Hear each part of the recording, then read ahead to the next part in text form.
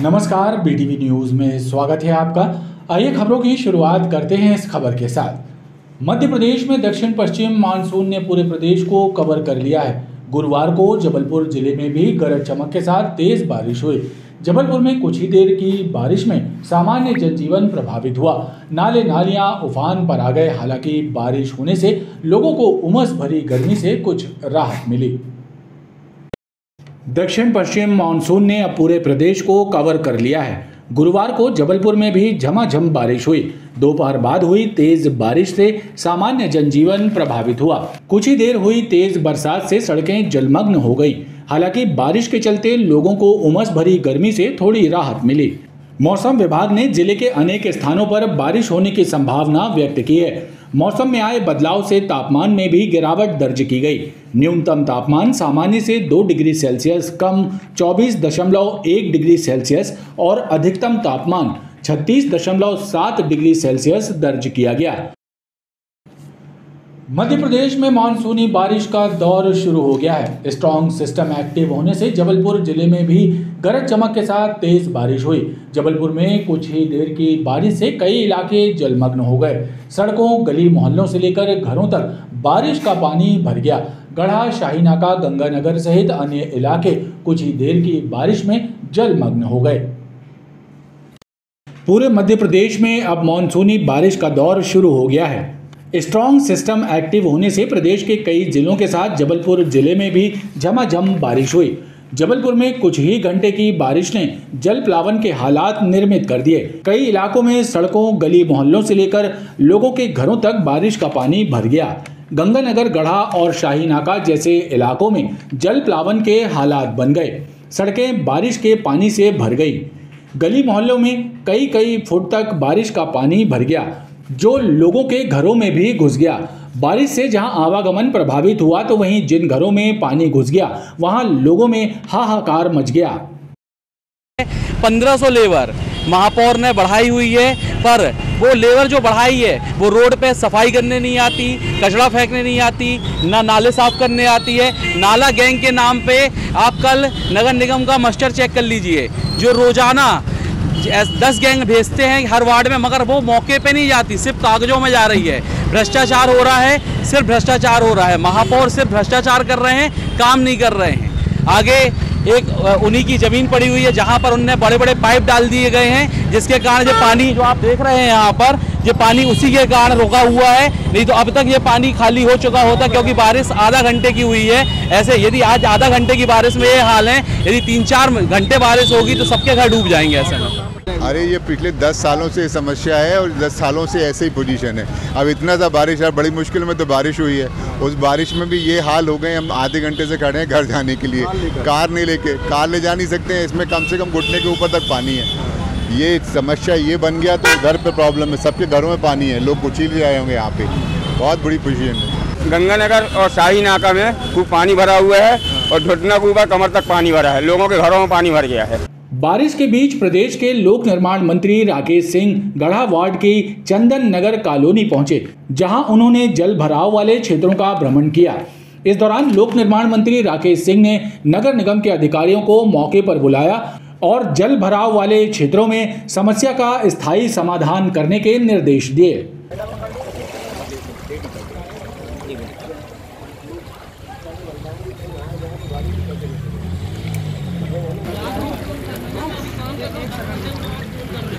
पानी निकासी के जो प्रबंध हो सकते हैं उसके प्रयास थोड़ी ही देर में जारी हो जाएंगे। इसीलिए जिस समय पर आचार संहिता चल रही थी तब भी मैंने एक बैठक की थी, और बैठक का उद्देश्य यही था कि आचार संहिता समाप्त होने के बाद और बारिश के बीच में समय बहुत कम बचेगा, तब बहुत सारे काम हो नहीं पाएंगे, और इसीलिए नालों की सफाई हो जाए, गहराई से सफाई हो जाए, जहाँ जहाँ पानी को लेकर, निकासी को लेकर अवरोध हैं वो हटा दिए जाएं।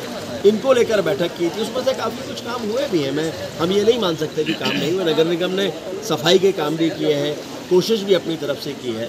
यहाँ पर चूँकि कटोरे की स्थिति है, यहाँ पर लेवल काफ़ी नीचे है और उसके कारण चारों तरफ का पानी आके इकट्ठा होता है, लेकिन फिर भी निकासी के जो भी उपाय हो सकते हैं वो सारे किए जाएंगे। मैंने अधिकारियों से भी बातचीत की है। आज अभी से काम लगेगा, कल भी काम लगेगा।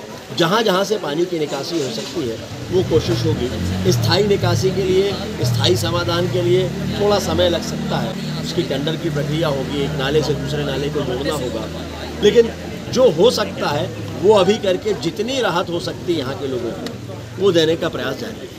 इस दौरान लोक निर्माण मंत्री ने स्थानीय नागरिकों से भी चर्चा की और अधिकारियों को निर्देश दिए कि फौरन लोगों को जल भराव की समस्या से राहत प्रदान की जाए। प्रदेश के लोक निर्माण मंत्री राकेश सिंह ने रेलवे के अधिकारियों के साथ महत्वपूर्ण बैठक की। बैठक में जिले के कलेक्टर और नगर निगम आयुक्त भी मौजूद थे। बैठक में मुख्य रूप से रेलवे की स्वामित्व वाली नैरो गेज की जमीन पर मां नर्मदा तट गौरी घाट के लिए नया मार्ग बनाए जाने के मुद्दे पर चर्चा की गई। छोटी लाइन फाटक आदि शंकराचार्य चौक से मां नर्मदा तट ग्वारी घाट तक जाने वाली रेलवे की स्वामित्व की भूमि पर नया मार्ग बनाए जाने के मुद्दे को लेकर गुरुवार को लोक निर्माण मंत्री राकेश सिंह ने डीआरएम और रेलवे अधिकारियों के साथ सर्किट हाउस नंबर 1 में बैठक की। बैठक में कलेक्टर दीपक कुमार सक्सेना और नगर निगम आयुक्त प्रीति यादव भी मौजूद थीं। ये बैठक समन्वय के आधार पर जमीन हस्तांतरण की प्रक्रिया को आगे बढ़ाने के मुद्दे को लेकर की गई। बैठक में लोक निर्माण मंत्री ने रेलवे अधिकारियों को बताया कि जिला प्रशासन ने गधेरी के पास कई एकड़ की जमीन चिन्हित की है।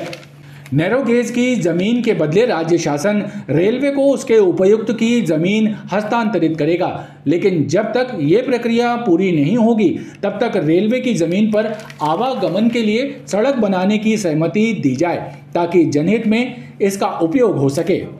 कि ग्वारी घाट तक जो गोरखपुर से लेके ग्वारी घाट तक की जो छोटी लाइन की जो जमीन थी, नैरो गेज की जो जमीन थी, उसका उपयोग अब मध्य प्रदेश सरकार जबलपुर के हित में, जबलपुर के विकास में कर सकेगी। आज की बैठक के बाद में ये स्पष्ट हो चुका है और छोटी मोटी उसमें कुछ औपचारिकताएं हैं, उनकी कुछ पानी की पाइपलाइन है, उनकी शिफ्टिंग का विषय एक है, तो उस पर मोटे रूप में कोई आपत्ति नहीं है। पाइपलाइन की शिफ्टिंग को लेकर वो की जा सकती है। बिल्कुल, वो सगड़ा के पास में भी एक फ्लाईओवर है जिसके बारे में प्रारंभिक रूप से स्वीकृति हो चुकी है और उसका भी काम होगा। और भी कुछ अभी फ्लाईओवर्स के बारे में एक विस्तृत जानकारी मैं आप सभी को दूंगा, लेकिन ये बात ठीक है कि सगड़ा का फ्लाईओवर स्वीकृत हुआ है। बैठक में डीआरएम समेत अन्य अधिकारी मौजूद थे। शासकीय कार्यालयों में सुबह 10 बजे से शाम 6 बजे तक ड्यूटी समय में कार्य किया जाए और इस दौरान हीला हवाली करने वाले सरकारी कर्मचारियों के खिलाफ कार्रवाई की जाए। राज्य सरकार के इस आदेश के बाद कलेक्टर दीपक कुमार सक्सेना ने सख्ती बरतना शुरू कर दिया है। गुरुवार की सुबह कलेक्टर के निर्देश पर कार्यालय के सभी विभागों की जांच की गई और निर्धारित समय पर कार्यालय न पहुंचने वाले 40 सरकारी कर्मचारियों अधिकारियों के विरुद्ध कार्रवाई की गई। कलेक्टर दीपक कुमार सक्सेना के निर्देश पर सभी 40 कर्मचारियों अधिकारियों की आधे दिन की सीएल काटी गई है। बताया जाता है कि ये सभी कर्मचारी अधिकारी कार्यालयीन समय से लेट कार्यालय पहुंचे थे। ये राज्य शासन ने निर्देश जारी किए हैं, पहले से ही निर्देश है, सुबह 10 बजे से शाम को 6 बजे तक कार्यालय लगना चाहिए। आज हम लोगों ने जांच की है, उसमें मेरे ख्याल करीब 41 लोगों के खिलाफ जो है विलंब से आना उनका पाया गया है, जिसमें हाफ डे की उनकी जो सीएल वो काटी जा रही है। नगर निगम मुख्यालय के अधिकांश कर्मचारी अधिकारी समय पर ऑफिस नहीं पहुंचते। निगम आयुक्त प्रीति यादव ने जब औचक निरीक्षण किया तो 103 कर्मचारी अपनी सीट से गायब मिले। रजिस्टर में उनकी हाजिरी भी नहीं मिली। अब उन्हें कारण बताओ नोटिस जारी किया जा रहा है। नगर निगम आयुक्त प्रीति यादव ने जब ये जानने के लिए कि कितने कर्मचारी समय पर ऑफिस पहुंचते हैं निरीक्षण किया तो चौंकाने वाले परिणाम सामने आए। 100 से ज़्यादा कर्मचारी अधिकारी गायब मिले और पता चला कि वे कभी समय पर ऑफिस नहीं आते। ऐसे लेट लतीफ़ कर्मचारियों को अब कारण बताओ नोटिस जारी किया जा रहा है। ये जो शासकीय समय है ऑफिसेज़ का, ये पहले से ही है और आज का नहीं है, ये हमेशा से यही टाइम है शासन का। मात्र एक पत्र दोबारा से आया हुआ है और अटेंडेंस शीट सभी से भराई गई है, उसका फॉर्मल स्टेटस अभी आपको बता दिया जाएगा, लेकिन ऑलमोस्ट सभी ऑफिसेज़ में कन्वर्ट है तो समय पे लोग आए हैं। लगभग कितने करीब होगा अगर सभी के रजिस्टर वगैरह बुला दें? रजिस्टर से मैंने काउंटिंग नहीं कराई है, रजिस्टर्स मेंटेन्ड हैं, वो देखना पड़ेगा। निरीक्षण के दौरान नगर निगम मुख्यालय में हड़कंप मचा रहा। नगर निगम में आउटसोर्स कर्मचारी सप्लाई के नाम पर लंबा घोटाला चल रहा है। अधिकारियों से सेटिंग की दम पर ऐसे ठेकेदार मैन पावर सप्लाई का ठेका ले लेते हैं जिनकी हैसियत मजदूरों को समय पर वेतन देने की नहीं होती। ताज़ा मामला अतिक्रमण शाखा के 150 मजदूरों का है जिन्हें 3 महीने से वेतन नहीं मिला है। वेतन नहीं तो काम नहीं, वेतन नहीं तो काम नहीं। नगर निगम की अतिक्रमण शाखा के आउटसोर्स कर्मचारी पिछले 3 महीनों से वेतन के लिए मोहताज हैं। ठेकेदार कंपनी समय पर इनका वेतन भुगतान नहीं कर पा रही है और ये मजदूर मुसीबत झेलने मजबूर हैं। इनके लिए परिवार का पालन पोषण करना तक मुश्किल हो रहा है, लेकिन अधिकारी इनकी फरियाद सुनने तक तैयार नहीं है। वेतन नहीं तो काम नहीं, वेतन नहीं तो काम नहीं, हम सब एक हैं। यहाँ जो अतिक्रमण शाखा में 2 टेंडर हुए गए हैं, एक सर्विसमैन को हुआ है और एक बर्फानी टंडन जी को हुआ है। एक्स सर्विसमैन वाले ने अपने तरफी से 1 महीने का पूरे लड़कों को पेमेंट कर दिया, 50 लड़कों को, और जो 50 लड़के बाकी हैं जो बर्फानी की टीम में, तो उनको एक भी पेमेंट नहीं दिया है। बार बार आता है, बावागिरी करके चला जाता है, फोटो खिंचाओ, खड़े करो सामने। जो लड़के अतिक्रमण में जो जाते हैं कार्रवाई करने, और वो कार्रवाई छोड़ के आके यहाँ उसका इंतज़ार करते हैं, और वो आता है बोलता है कि अभी नहीं, हम अभी पेमेंट नहीं कर पाएंगे, हम 7 तारीख को करेंगे जब हमारा बिल पास होगा। अब 3 महीना होने आ रहा है। अब ये बताइए, किसी को जो किराए पे रहता है और कोई के बीवी की तबीयत खराब है, कोई के बच्चों की तबीयत खराब है, वो कहाँ जाए, किससे पेमेंट लें? अब हम ये बताइए कि अब हमारे अधिकारी बोलते हैं आप लोग रोज़ आइए और रोज़ काम करिए। हम लोग ऐसे ही रोज़ काम करते करते 3 महीना चला गया। अब इस पेमेंट की पारी आ रही है, पे डेटा चला गया है, पे डेटा के आधार पर उनको पेमेंट देना चाहिए बर्फानी को, टेंडर जिसको हुआ है। तो उसका कहना यह है कि जो पे डेटा बना है हमारे अधिकारी ने, जो हमारे अधिकारी काम ले रहे हैं, उनको मालूम है कौन लड़का आता है, कौन लड़का नहीं आता है। अगर वो अधिकारी साइन कर रहे हैं, बिल में लग रहा है, बिल पास हो रहा है, तो बर्फानी को पेमेंट देने में क्या समस्या हो रही है? मैं नगर निगम अतिक्रमण विभाग में आज 14-15 साल से निरंतर काम कर रहा हूँ, लेकिन यथा स्थिति ये है कि मेरा बच्चा 3 महीने पहले ख़त्म हो गया। मेरी श्रीमती विक्टोरिया में भर्ती थी और मजबूरी में ये 14,000 रुपये किराया लेके, और मेरा मकान ही भसक गया है। मेरी श्रीमती भी वहाँ से विक्टोरिया से फिर जाके वो आश्रम में जाके रह रही है, और मैं किराए से दूसरी जगह रह रहा हूँ। लेकिन मजबूरी ये है कि 3 महीने से पेमेंट नहीं मिली। अब जो भी अगर मैं मरता हूँ, मेरे घर में कोई पत्नी भी, उसकी जवाबदारी है होगी। अंदर की बात यह है कि मैन पावर सप्लाई के नाम पर वर्षों से घोटाला चल रहा है। फील्ड में 150 मजदूर काम पर लगाए जाते हैं और कागजों में 300 मजदूरों का भुगतान होता है। आधा पैसा अधिकारी और नेता मिलकर डकार जाते हैं। खामियाजा मजदूरों को भोगना पड़ता है। जानकारों का तो यहाँ तक कहना है कि यदि ईमानदारी से जांच हो जाए तो कई अधिकारी सलाखों के पीछे पहुंच जाएंगे, लेकिन घपलेबाजी के खेल में बड़े छोटे सब एक साथ शामिल हैं। भाजपा नेता और पूर्व विधानसभा अध्यक्ष स्वर्गीय ईश्वर दास रोहानी का 78वां जन्मदिवस सेवा दिवस के रूप में मनाया जाएगा। आयोजन समिति ने पत्रकारों से चर्चा करते हुए बताया कि 28 जून से 30 जून तक स्वास्थ्य शिविर, रक्तदान शिविर और पौधारोपण का कार्यक्रम आयोजित किया जाएगा। दादा ईश्वरदास रोहानी सेवा समिति के सदस्यों ने पत्रकारों से चर्चा करते हुए बताया कि 28 जून से 30 जून तक लगातार जन सेवा कार्यक्रमों का आयोजन किया जाएगा, जिसमें निःशुल्क स्वास्थ्य शिविर, रक्तदान शिविर और पौधारोपण के कार्यक्रम शामिल रहेंगे। रांझी मोहनिया में 1,25,000 पौधों का रोपण किया जाएगा। महाकौशल कॉलेज में ब्लड डोनेशन का कार्यक्रम संपन्न होगा।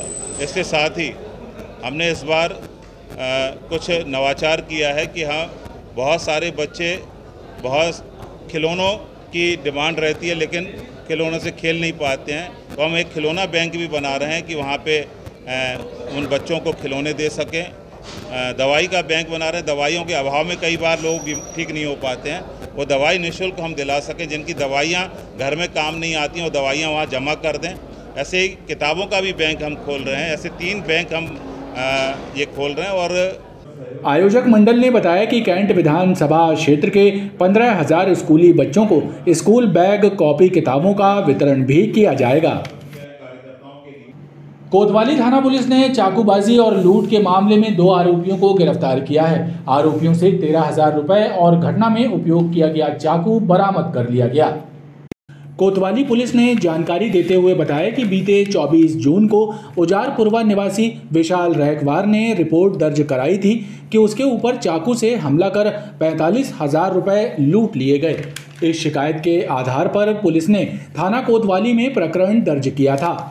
मामले में पीयूष सेन और साहिल नामक 2 आरोपियों की गिरफ्तारी की गई है, जिनसे 13,000 रुपए और चाकू बरामद कर प्रकरण की विवेचना की जा रही है। पीयूष बेन और साहिल यादव इनको गिरफ्तार कर लिया गया है और इनके पास से 13,000 रुपये नकद जब्त किए गए हैं और घटना में प्रयुक्त चाकू बरामद किया गया है और इन्हें गिरफ्तार कर न्यायालय पेश किया गया है और आगे विवेचना जारी है। कोई पुरानी रंजिश प्रकाश में नहीं आई है, अभी प्रकरण विवेचना में है और जो भी साक्ष्य आएंगे उसके अनुसार कार्रवाई। किसको मारा है? दोनों आरोपियों को न्यायालय के समक्ष पेश कर जेल भेज दिया गया है। खबरों का ये क्रम लगातार जारी है, आप देखते रहिए BTV न्यूज़।